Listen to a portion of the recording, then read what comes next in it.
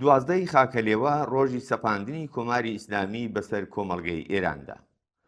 دوازدەی خاکەلێوە لە بیرەوەری سیاسی و مێژوویی کۆمەڵگەی ئێراندا نیشانەی ساتەوەختێکی چارەنووسسازە لە ڕەوتی زەوتکردن و دەست بەسەرداگرتنی شۆڕشی 1357 و دەستپێکی جێگیربوونی فەرمی سیستەمێکی کە لەسەر بنەمای سەرکوتی سیاسی، زاڵبوونی ئیدۆلۆژی، هەڵاواردنی سیستماتیک و بێبەشکردنی ڕێکخراوی ئازادیە تاکەکەسی و کۆمەڵایەتیەکان بنیادنرا. لەم ڕۆژەدا ئەوەی لەژێر ناوی ڕفراندۆمدا خرایە بەردەم کۆمەڵگە تەنیا ئامرازێکی سیاسی بوو بۆ مەشروعیەت بەخشین بە دەسەڵاتێکی کە لە هەناوی شۆڕشێکی جەماوەریەوە سەری هەڵدا بوو. بەڵام هەر لە یەکەم هەنگاوەکانیدا کەوتە سەر ڕێچکەی نکۆڵیکردن لە داخوازیە بنەڕەتیەکانی ئەو شۆڕشە. پاش ڕووخانی ڕژیمی پەهلەوی ئێران لە بارودۆخێکی تایبەتدا بوو. کۆمەڵانی خەڵک بە بەشداریەکی بەربڵاو و تێچوویەکی زۆر کۆتاییان بە دەسەڵاتی یەکێک لە گرنگترین دیکتاتۆریەکانی ناوچەکە هێنا و لە ئاسۆی سیاسی کۆمەڵگەدا خواستی ئازادی، دادپەروەری کۆمەڵایەتی، یەکسانی و بەشداری ڕاستەوخۆی خەڵک لە دیاریکردنی چارەنووسی خۆیاندا ڕۆڵێکی یەکلاکەرەوەی هەبوو. سەرڕای ئەوەش لەو خۆناغەدا بەشێکی زۆر لە کۆمەڵگا هێشتا بە تەواوی لە سروشتی سیاسی و کۆمەڵایەتی ئەو هێزانەی کە بەپەلە خەریکی قۆرەخکردنی دەسەڵات بوون تێنەگەیشت بوون. ئەم بۆشاییە لە وشیاری مێژووی و سیاسی بووە زەمینەیەک تا ڕێبەری پیاوانی ئاینی بە پێشەنگایەتی خومەینی کۆنتڕۆلی دۆخەکە بەدەستەوە بگرن و ئاراستەی شۆڕش لە ناوەرۆکە ڕزگاری بەخشەکەی بەلاڕێدا برن. ڕفراندۆمی دوازدەی خاکەلێوە ڕێک لە کەشێکی وادا بەڕێوە چوو. داڕاشتنی ئەم ڕفراندۆمە هەر لە سەرەتاوە فریوکارانە، قۆرەخکارانە و بێ هیچ پێوەرێکی دێموکراتیک بوو. پرسیاری سەرەکی نەک لەسەر بنەمای هەڵبژاردننی ئازاد لە نێوان شێوازە جیاوازەکانی حکوومەت، بەڵکو لە قاڵبی دوو جەمسەریەکی سەپێنراودا داڕژابوو کە بریتی بوو لە کۆماری ئیسلامی ئەرێیان نا.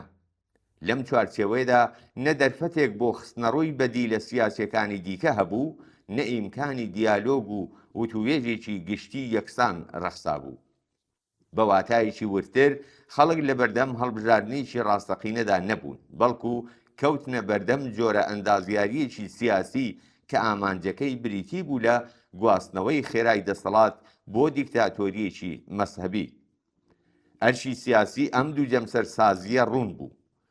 لە کەشێکدا کە زۆربەی خەڵک بەڕق و بێزاریەکی قوڵەوە لەدەست ستەم و سەرڕۆیی پەهلەوی ڕزگاریان ببوو، هەر دەنجێکی نا بۆ کۆماری ئیسلامی وەک دیفاعکردن لە گەڕانەوەی سیستەمی پێشوو لە قەڵەم دەدرا.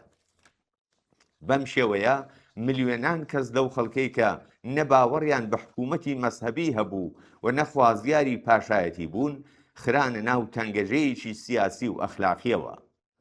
دەنجی ئەرێ لەو بارودۆخەدا لە زۆر حاڵەتدا نەک نیشانەی هەڵبژاردنێکی ئاگایانە بە قازانجی کۆماری ئیسلامی، بەڵکو ڕنگدانەوەی ڕەتکردنەوەی ڕژیمی پێشوو، نەبوونی بژاردەی ڕاستەقینە، زاڵبوونی کەشی پرۆپاگەندە و هەروەها بوونی جۆرێک لە وەهم و خۆشباوەڕی بوو بەرامبەر بە ناوەرۆشی حکوومەتی ئیسلامی. هەوڵی بەپەلەی خومەینی و هێزە هاو ئاراستەکانی بۆ ئەنجامدانی ئەم ڕفراندۆمە هەر لەم ڕاستیەوە سەرچاوی دەگرت. ئەوان باش لەوە تێگەیشت بوون کە هەرچی کات تێپەڕێت دەرفەتی زیاتر بۆ ئاشکرابوونی سروشتی کۆنەپەرستانەی پرۆژەی کۆماری ئیسلامی دەرەخسێت و هێزگەلێکی کۆمەڵایەتی و سیاسی زیاتر بەرامبەر بە لێکەوتەکانی جێگیربوونی حکوومەتێکی دینی هەستیار دەبن. لەم ڕووەوە بەڕێوەبردننی خێرای ڕفراندۆم پێش شکڵگرتنی کەشێکی ئازاد و سیاسی بەشێک بوو لە استراتێژی داگیرکردنی دەسەڵات و داخستنی ئاسۆکانی دیکە بەڕووی شۆڕشدا. سەرڕای هەموو ئەمانە تەنانەت لەو کاتەشدا هەموو کۆمەڵگە تەسلیمی ئەم نمایشە نەبوون. هێزە وشیارەکان، کۆمۆنیستەکان و خەڵکی کوردستان کە مەترسی جێگیربوونی سیستەمێکی دینی و دژە ئازادیان هەست پێکردبوو، ئەم ڕفراندۆمەیان بایکۆت کرد و سەبارەت بە ئەنجامە کار سادبارەکانی هۆشداریاندا. ئەوان بە دروستی نیشانیاندا بوو کە دەسەڵاتی پیاوانی ئاینی نەک درێژەی شۆڕش بەڵکو و نکۆڵیکردنە لە شۆڕش. ئیدعای بەشداری و پشتیوانی 98% خەڵک لە کۆماری ئیسلامی هەر لە سەرتاوە زیاتر لەوەی ڕاستیەکی کۆمەڵایەتی بێت بەڵگەیەک بوو لە دەستپێکی نەریتی ساختەکاری، زێدەڕۆیی، ئەندازیاری سیاسی و شێواندنی ئیرادەی گشتی. ئەم ئامارە تەنانەت لەگەڵ داتاکانی پەیوەست بە بارودۆخی جوگرافی، سیاسی و کۆمەڵایەتی وڵاتیشدا نەدەگونجا. لە کوردستان خەڵک بە وشیاریەوە و بە شێوەیەکی بەربڵاو بەشداریان لەم نمایشەدا نەکرد و بەم شێوەیە هەر لە سەرتاوە مەشروعیەتی سیاسی ئەو سیستمە تازە دامەزراوەیان بە فەرمی نەناسی. لە تورکمان سەحرا و هەندێک ناوچەی دووردەستیش یان ئەسڵەن سندوقی دەنگدان دانەدرا یان دەرفەتی بەڕێوەچوونی دەنگدان بە شێوەیەکی ڕاستەقینە بوونی نەبوو. لە زۆر شوێنی دیکەی وڵاتیش ژمارەیەک لە هاوڵاتیان سەرڕای فشارە سیاسی و دەرونیەکان لە دەنگدان خۆیان پاراست یان بە پوچەڵکردنەوەی دەنگەکانیان ناڕزایەتی خۆیان نیشاندا. هەر لەم خاڵەوە بوو کە کۆماری ئیسلامی یەکێک لە تایبەتمەندیە جێگیرەکانی خۆی سەپاند. جێگۆڕکێی ئیرادەی ڕاستەقینەی خەڵک بە ئامارسازی، نمایشی هەڵبژاردن و بەرهەمهێنانەوەی مەشروعیەت لەسەرەوە. لەو ڕوەوە 12 خاکەلێوە ڕۆژی سەپاندنی سڕینەوەی خەڵکە لە پێگەی خۆیان لە چارەنووسی شۆڕشدا. ئەم ڕێکەوتە دەستپێکی فەرمی سیستەمێک بوو کە تێیدا سەرکوتی نەیاران، هەڵاواردن دژی ژنان، سەرکوتی نەتەوە بندەستەکان، هێرش بۆ سەر ڕێکخراوە سربەخۆ کرێکاری و جەماوەریەکان و سەپاندنی پەیوەندیە سەرمایەداریەکان لە ژێر پەردەی ئایندا بوو بە پێکهاتە بنەڕەتیەکانی ئەو دەسەڵاتە. ئێستا پاش چەندین دەیە ئەزمون ڕاستەوخۆ بۆ بەشێکی زۆر لە کۆمەلگای ئێران ڕوون بۆتەوە کە 12 خاکەلێوە نەک ڕۆژی جێگیربوونی کۆمار بەڵکو ڕۆژی بە فەرمی ناسینی ستەم و سەرڕۆییەکی دینی و چینایەتی بوو.